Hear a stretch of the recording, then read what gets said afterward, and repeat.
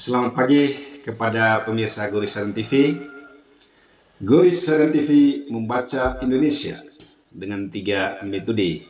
Metode pemikiran kritis, metode pemikiran analitis, dan metode pemikiran reflektif. Pemirsa Goris Harian TV yang kami cintai, pagi hari ini kita membahas tentang pembentukan kabinet oleh Prabowo Subianto, Presiden terpilih dalam pemilu 2024 yang akan dilantik pada tanggal 20 Oktober 2024 mendatang ya. Kita melihat bahwa apa sih alasan rasional dari pembentukan kabinet Prabowo Subianto ya. Nah, sebagaimana kita tahu bahwa pemerintahan Prabowo berencana menambah kementerian negara ya. Dari 34 kementerian di bawah pemerintahan Jokowi, kemungkinan besar akan bertambah menjadi 44 sampai dengan 46 kementerian ya. Nah, itu berarti ada sekitar 10 ya, atau 12 kementerian baru ya di bawah pemerintahan Prabowo nanti. Dan tentu saja apa yang dilakukan oleh Prabowo ini ya perlu dikritisi oleh publik ya, perlu dilihat rasionalitasnya ya. Nah, dalam berbagai kesempatan Prabowo mengatakan bahwa kementerian yang banyak diperlukan karena Indonesia adalah negara yang luas ya, dan banyak kelompok etnis di Indonesia ya.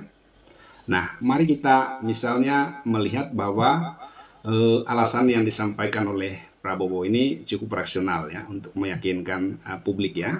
Dan untuk itu kita lihat misalnya atau kita bandingkan ya dengan 3 negara besar yang lainnya ya. Yang pertama kita bandingkan dengan China ya, atau Tiongkok ya. Nah, Tiongkok itu memiliki luas wilayah 9,56 juta kilometer persegi ya, dengan jumlah penduduk 1,4 miliar jiwa. Tetapi mereka hanya memiliki 26 kementerian. 26 kementerian loh ya, dengan wilayah yang sangat luas itu. Dan wilayah itu hampir ya 6 kali dari luas wilayah Indonesia ya, dengan jumlah penduduk 1,4 miliar jiwa tadi ya. Nah, yang kedua kita juga melihat India ya. Nah, India dengan jumlah penduduk 1,3 miliar jiwa dan luas wilayah 3,3 juta kilometer persegi, itu hanya memiliki 58 kementerian ya. 58 kementerian. Jadi kalau kita kalikan luas wilayah India dengan luas wilayah Indonesia, itu luas wilayah India itu hampir 2 kali dari luas wilayah Indonesia ya. Nah, kemudian yang ketiga Amerika Serikat ya, yang memiliki luas wilayah 9,8 juta kilometer persegi ya, dan jumlah penduduknya mencapai 333,4 juta jiwa ya. Tetapi jumlah kementeriannya hanya sekitar 15 kementerian ya. Nah, sementara Indonesia dengan luas wilayah 1,9 juta kilometer persegi dan jumlah penduduk 275,5 juta jiwa ya di tahun 2022.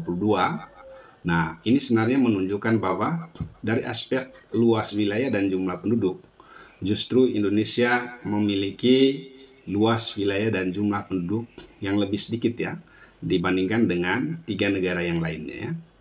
Nah, India kembali lagi ya, yang memiliki 58 kementerian, luasnya justru hampir 2 kali luas Indonesia, dan jumlah penduduknya hampir 6 kali lipat dari jumlah penduduk Indonesia. Apalagi jika dibandingkan dengan Tiongkok ya.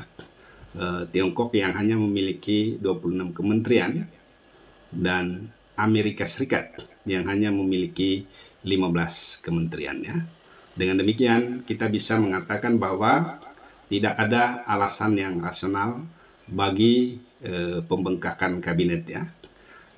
pemerintahan Prabowo ya, atau yang kita sebut dengan istilah big government ya, pemerintahan besar ya, selain alasan politik ya. Nah, alasan politiknya menurut Gurisa dan TV itu ada dua ya.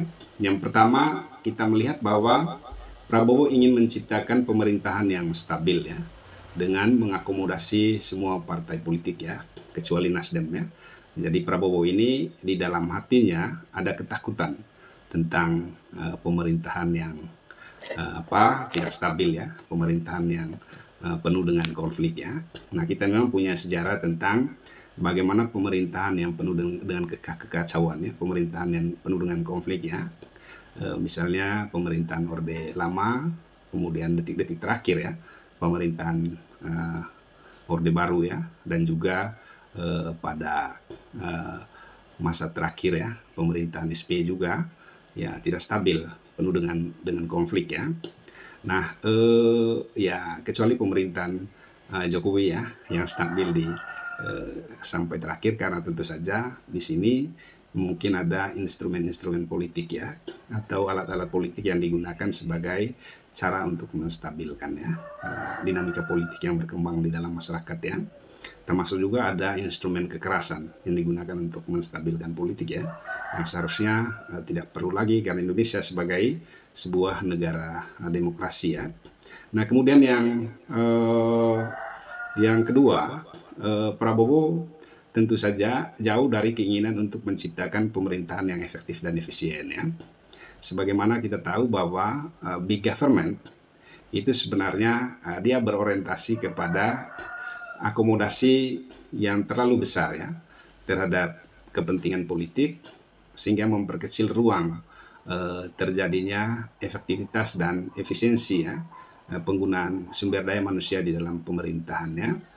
Jadi tenaga banyak tetapi fungsi rendah ya, kabinet banyak tetapi ada keraguan bahwa nanti fungsinya sangat terbatas ya, fungsinya sangat rendah ya, sehingga kita sebagai publik pasti akan menilai bahwa pemerintahan Prabowo hanya menampung ya sumber daya manusia yang banyak, tetapi tidak bisa berfungsi atau tidak bisa bekerja dengan maksimal ya. Nah, ini juga kita akan lihat ya, karena dari tampilan orang-orang yang berkunjung ke rumah Prabowo ya, nampak sekali ada beberapa yang publik tidak memiliki rekam jejak yang cukup baik ya, cukup besar terkait dengan mereka-mereka yang kemarin dipanggil dan bertemu dengan Prabowo ya. Nah, dalam konteks ini kita melihat bahwa tidak ada sebenarnya alasan yang cukup rasional ya bagi pemerintahan Prabowo untuk membentuk kabinet yang banyak ya di dalam pemerintahan, selain kita melihat ini adalah bagian dari akomodasi politik ya, membagi-bagi kue di dalam pemerintahan ya, membagi-bagi sumber daya ya di dalam pemerintahan ya, baik sumber daya ekonomi maupun juga sumber daya politik ya. Nah, sehingga tidak adanya alasan yang cukup rasional ini bagi kita ini penting sekali menjadi catatan bagi pemerintahan Prabowo bahwa tantangan pemerintahan yang sangat besar ya, krisis di berbagai negara, kemudian krisis pangan, ini membutuhkan pemerintahan yang efektif dan efisien ya, pemerintahan yang lincah bergerak ya, pemerintah yang mampu melayani rakyat ya, atau pemerintahan yang bekerja sesuai dengan mandat konstitusi ya. Nah, 3 mandat konstitusional di dalam pemerintahan kita adalah, yang pertama adalah mandat untuk mencerdaskan bangsa ya, atau mandat pendidikannya. Nah, ini kalau bisa menteri pendidikannya adalah menteri pendidikan yang bisa berorientasi untuk memperbaiki ya kualitas pendidikan di Indonesia ya, meningkatkan kesejahteraan guru dan dosen, meningkatkan kesejahteraan dari pegawai-pegawai pendidikan ya, dan juga memperkuat ya, infrastruktur pendidikan yang sampai dengan sekarang masih terjadi ketimpangan yang luar biasa ya antara daerah pusat dengan daerah pinggiran. Nah, mandat yang kedua dari konstitusi itu adalah memajukan kesejahteraan umum ya, fungsi ekonomi ya. Pemerintahan Prabowo mesti memiliki menteri ekonomi yang tangguh ya, yang mampu membuat ekonomi Indonesia lebih produktif, lebih berdaya saing ya, lebih bisa untuk membawa rakyat menjadi semakin sejahtera ya, tidak mengalami penurunan ya. Beberapa tahun terakhir ini kita selalu disajikan dengan berita terjadi penurunan kelas menengah di Indonesia ya, hampir 1 juta setiap tahunnya. Dan yang ketiga tentu saja adalah mandat untuk menjaga ketertiban dan keamanannya sebagai jaminan untuk pembangunan nasional ya. Nah, pemirsa Gorisadan TV, itu saja yang bisa saya sampaikan pada pagi hari ini. Jika Anda berkenan dengan video-video yang dibuat oleh Gorisadan TV, jangan lupa untuk like, komen, subscribe, dan share ke teman-teman Anda ya. Katakan kepada mereka bahwa Gorisadan TV mencerdaskan Indonesia. Jangan takut untuk terus berpikir kritis, analitis, dan reflektif. Terima kasih. Salam hangat dari studio Gorisadan TV.